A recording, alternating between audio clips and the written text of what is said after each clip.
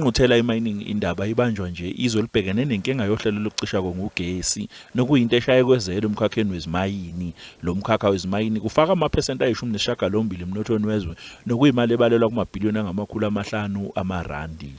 The challenges are really on a physical level, physical production in terms because of electricity availability, because of logistics being constrained.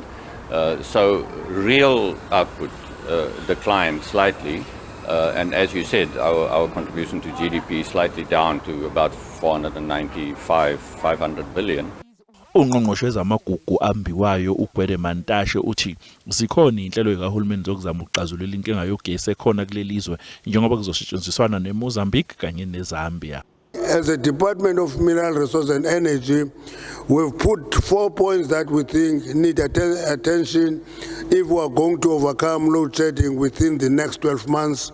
The first one is improving electricity availability factor through a focused funded planned maintenance and existing power stations, procurement of emergency and short-term power from existing facilities and other private power plants, and purchase additional electricity from neighboring countries which can be unblocked in the short-medium term.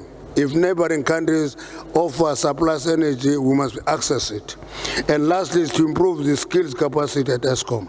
Ngokusho komkhandlu wezamaGugu ambiwayo kulelizwe inkinga eyifaka phakathi ezokuthutha imicikilisho eyenzeke emngceleni iyona ephazamisa imikhiqizo ethunyelwa ngaphandle kwezwe.